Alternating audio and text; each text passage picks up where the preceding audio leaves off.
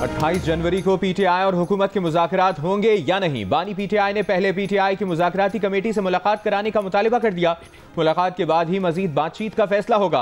PTI chairman barrister Gauhar ने कहा, अगर हुकूमत को जुडिशल कमीशन नहीं बनाना तो उन्हें भी सिर्फ हेलो हाई के लिए नहीं बैठना।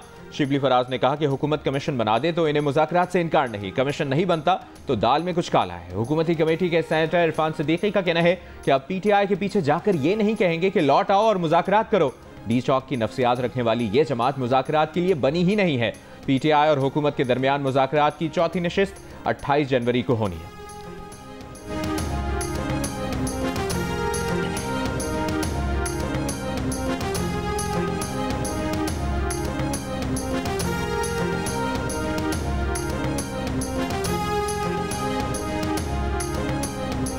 ये नहीं हो सकता है कि जो रवैया आप इन्होंने इख्तियार कर लिया है आप इनके पीछे पीछे जाएं और कहें जी कि नहीं लौट आओ मुज़ाकरात करो। उन्होंने अपना फैसला अगर कर लिया है तो करें और नया रास्ता चुनना है तो चुनें।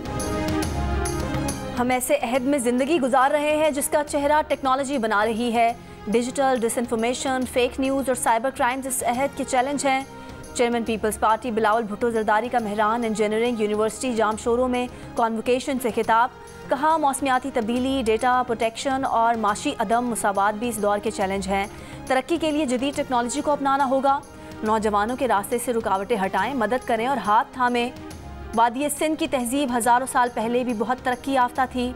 मोइंजोदड़ो में जदीद तरीन शहरी इंफ्रास्ट्रक्चर मौजूद था।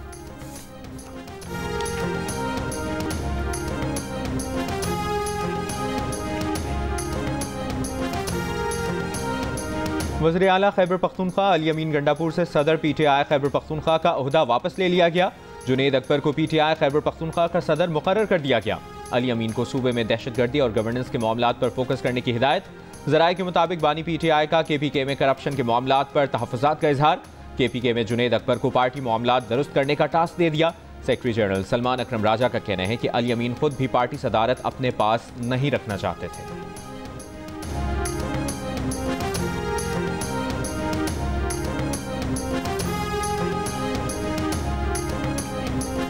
पाकिस्तानी टीम अपने बिछाए हुए स्पिन के जाल में फंस गई। मुल्तान टेस्ट के पहले दिन दोनों टीमें आउट। पाकिस्तान की टेस्ट क्रिकेट की तारीख में होम ग्राउंड पर पहली बार एक दिन में 20 विकेटें गिर गईं। पहले वेस्टइंडीज़ की टीम 163 रन बनाकर आउट हुई। Left arm spinner Numan Ali ने हैट्रिक समेत 6 खिलाड़ियों को शिकार किया। साजिद खान ने 2, अबरार और काशिफ अली ने एक खिलाड़ी को आउट किया। अपनी बारी में पाकिस्तानी टीम 154 रन पर ढेर हो गई। जुमैल वरीकैन ने 4 और गुदाकेश मोती ने 3 विकेटें हासिल की। वेस्टइंडीज़ को पहली इनिंग्स में 9 की बढ़तरी हासिल हुई।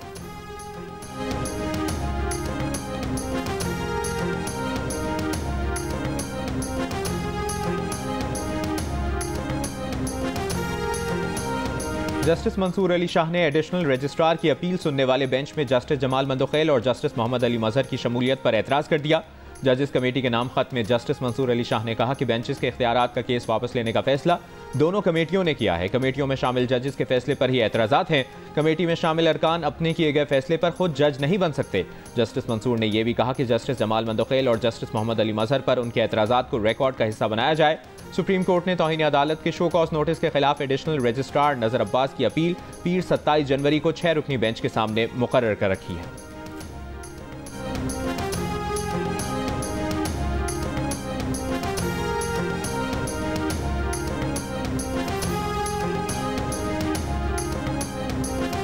पीटीआई ने 26वीं आईनी तरमीम सुप्रीम कोर्ट में चैलेंज कर दी। 26वीं तरमीम कलअदम करार देने और दरख्वास्त पर फैसले तक जुडिशल कमीशन को जजेस तैनाती से रोकने की इस्तदा।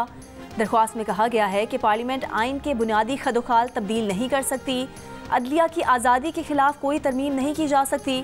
26वीं आईनी तरमीम इख्तियारात की तकसीम के आईनी उसूल के खिलाफ है। तरमीम के तहत होने वाले तमाम इक़दाम कलअदम करार दिए जाएँ।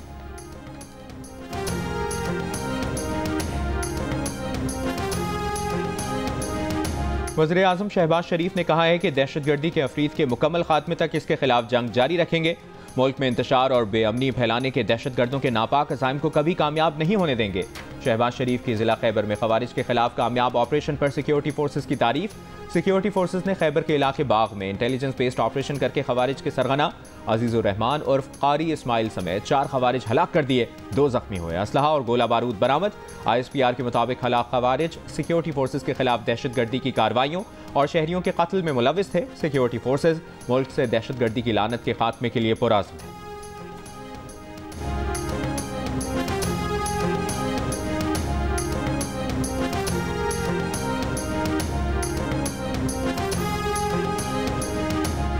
कुरम में क़याम अमन के लिए कोहाट में जिरगा, लोअर कुरम कमेटी और ग्रैंड जिरगे के अरकान की शिरकत। चीफ सेक्रेटरी नदीम असलम चौधरी ने जिरगे से खिताब में कहा, अमन सिर्फ दस्तखत से नहीं मुआहदे पर अमल से आएगा। 14 नुकाती मुआहदे की तमाम शिकों पर आपके ताउन से अमल होगा। मुआहदे पर आगे बढ़ने की बात करें, पीछे ना देखें। नुकसानात की तफसीलात भेज दें, अजाला किया जाएगा। सरकारी ज़राए के मुताबिक बंकर्स गिराने का अमल जारी रहेगा। फरीकैन असलहा जमा कराएंगे। कुरम में क़याम अमन के लिए अमन कमेटी और अवाम हुकूमत से ताउन करेंगे। काफिले की हिफाजत की जिम्मेदारी अमन कमेटी और लोगों की भी होगी।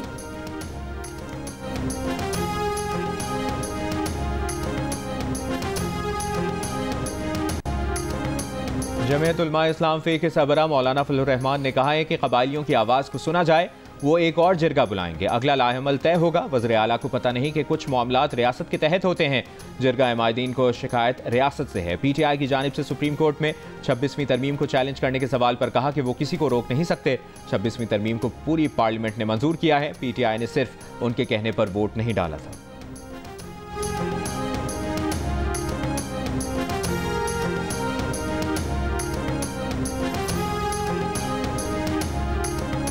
वज़ीर आला खैबर पख्तूनख्वा का जाम अजला के फ़ान से मुतालिक तश्कील दी गई वफाकी हुकूमत की कमेटी पर तहफ़्फ़ुज़ात का इजहार।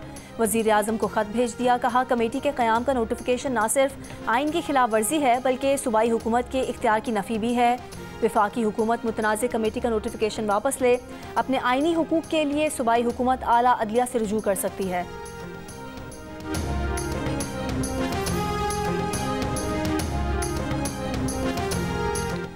गजा जंगबंदी मुआहदे के तहत कैदियों का दूसरा तबादला। इसराइल की 2 जेलों से 200 फ़लस्तीनी कैदियों को लेकर 3 बसें रामल्ला पहुंच गईं। मगरबी किनारे के शहर रामल्ला पहुंचने पर रिहा फ़लस्तीनियों का शानदार इस्तकबाल। इससे पहले हमास ने मजीद 4 यरगमाली ख़वातीन रिहा की। चारों ख़वातीन का ताल्लुक इसराइली फ़ौज से है। इसराइली फ़ौज का मकबूजा मगरबी किनारे के शहर जनीन में फ़ौजी ऑपरेशन जारी। 5 रोज़ में 14 फ़लस्तीनी शहीद, 3000 फ़लस्तीनी ख़ानदान जबरी बेदखल कर दिए गए। आलमी इदारे सेहत की गजा को 70,000 लीटर ईंधन की फराहमी। जुज़वी तौर पर काम करने वाले 20 अस्पताल और एम्बुलेंसेज काम कर सकेंगे।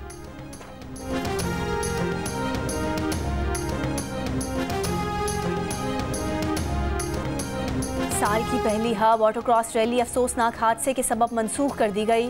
रैली में शरीक ड्राइवर तारिक की गाड़ी काबू से बाहर होकर ट्रैक से बाहर खड़े रजाकारों से जा टकराई, जिसके नतीजे में एक रजाकार दानिश अस्पताल में जख्मों की ताब ना लाकर इंतकाल कर गया।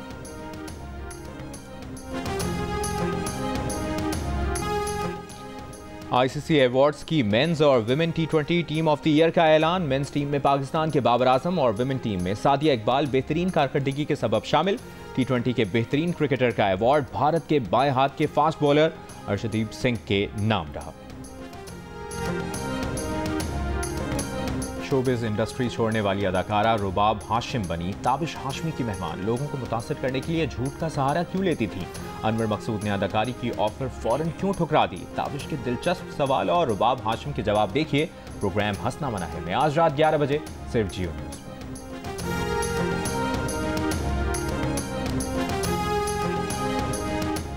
आखिर किसकी शादी है और किसके साथ? गौहर और कुबरा ने बिलाखिर रात से पर्दा उठा दिया। अदाकार गौहर रशीद और कुबरा खान का शादी का ऐलान। दोनों साथी फनकारों ने कई हफ्तों शायकीन को मुसलसल कंफ्यूज रखा। दुल्हा दुल्हन का नाम बताए बगैर सोशल मीडिया पर हैशटैग मेरे यार की शादी है के साथ तैयारी की वीडियोस डालते रहे। फैंस की कयास आराइयां सच साबित हुई। मेला 2 मार्च को लॉस एंजलिस में सजेगा। मैक्सिकन फिल्म एमिलिया पेरेस 13 नामजदगियों के साथ सबसे आगे। द ब्रूटलिस्ट और विकेट ने 10-10 नामजदगियां हासिल की।